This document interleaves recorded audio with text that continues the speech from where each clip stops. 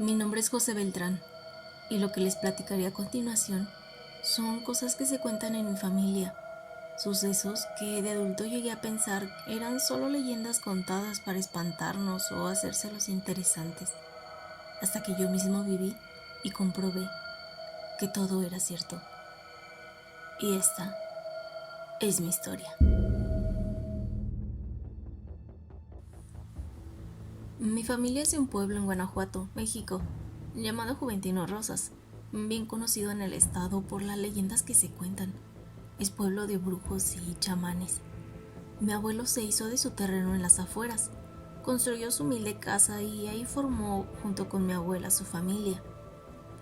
Mis tíos y padre, al crecer, también se hicieron de sus terrenos ahí cerca y construyeron sus casas. Yo viví parte de mi niñez ahí. Después nos mudamos a otra casa más céntrica, pero no dejábamos de frecuentar a mis abuelos y mis tíos. Mi familia es mucho de acampar y dar caminatas a faldas del cerro, visitar los arroyos que están cerca y hacer picnics.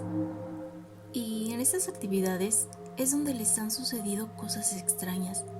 Mi padre contaba que desde muy chicos mi abuelo les hablaba sobre la bestia, una criatura que veía con frecuencia. Menciona que la primera vez que se lo topó fue en cierta ocasión que se encontraba regresando del cerro. No sé qué estaba haciendo exactamente, pero dice que ya era tarde. Aún no oscurecía. Cuando lo vio fue claro. Él lo describe como una bestia mitad animal, mitad humano. En esa ocasión, solo se quedaron mirando fijamente y la bestia se marchó corriendo sobre sus 4 patas. Con el tiempo, mis tíos fueron creciendo y cada uno tiene experiencias con este ser desconocido. Incluso mi tío Héctor tiene una cicatriz algo severa en la espalda. Él cuenta que se la hizo la bestia al intentar escapar cierta ocasión. Siendo sincero, no le creo mucho y en esta época tampoco creía en nada. Es decir, uno va creciendo y como mi papá jamás se topó con este animal, siempre pensé se inventaban estas anécdotas. Mis abuelos murieron cuando yo estudiaba la prepa. Primero fue mi viejo y un par de años después se fue mi abuela. Afortunadamente mis tíos y padres son muy unidos. Armando, el más chico de mis tíos, se quedó a vivir en casa de mis abuelos. Es con el que mejor me llevo y me gustaba mucho cuando lo visitábamos. Él es quien más anécdotas tiene sobre la bestia, pues viviendo en casa de mis abuelos sigue con la tradición de dar paseos al campo. Una de las historias más interesantes que cuenta es la que en cierta noche, desde su ventana vio luz en el cerro. Tomó sus binoculares y percibió lo que parecía ser lumbre. Inmediatamente tomó su pequeño extintor y salió hacia esa dirección. Cuenta que al llegar, vio una gran fogata y un hombre sentado de espaldas, sin playera y pelo largo. Al acercarse, mi tío preguntó si todo estaba bien o algo así. Esta persona se levantó, pero al hacerlo, mi tío notó que no era un ser humano normal. Se levantó sobre sus 2 patas que parecían ser de cabra. Él menciona y lo relaciona con las ilustraciones que representan al diablo, solo que con piel de humano, cara de canino y bastante alto. Esta bestia emitía sonidos que salían de su hocico, como si le hablara.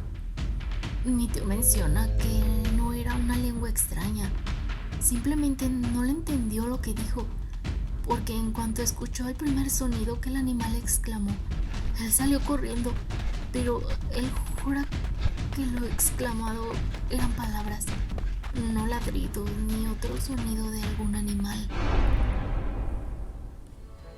Algo que olvidé mencionar es que mis familiares, al describir a la bestia, cada quien tiene su propia versión de cómo luce este ser.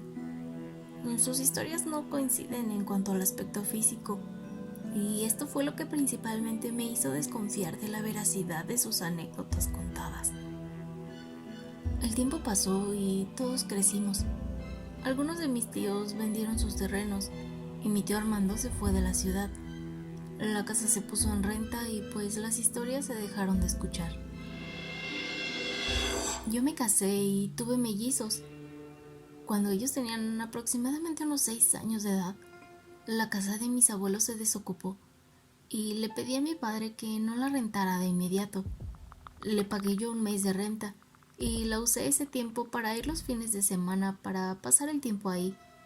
Pensé fuera buena idea que mis hijos se alejaran de la tecnología y tuvieran más contacto con la naturaleza.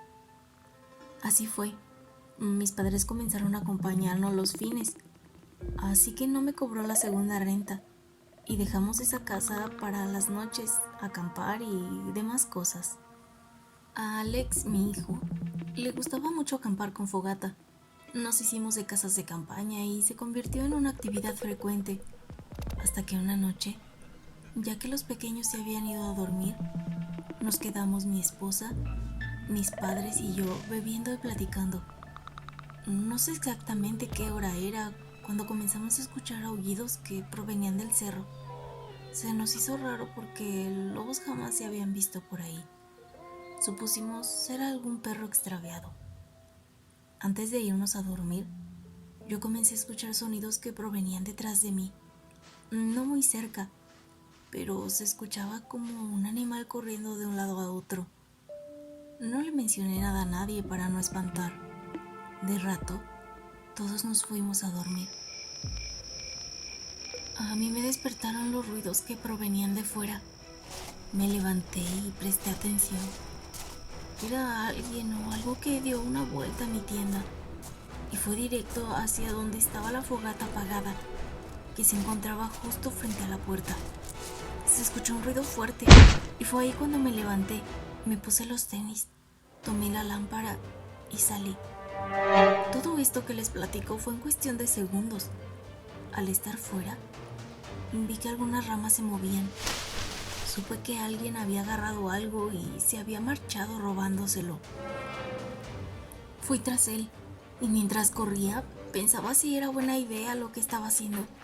No pasó mucho tiempo cuando me topé con la bestia. Alumbré directo donde percibí movimiento y ahí estaba. En los pocos segundos que tuve contacto con este ser, noté su gran hocico, pero su cara no era peluda. El cuerpo tenía pelaje, pero muy corto. Los brazos y piernas eran como las de un humano. Recuerdo muy bien sus músculos.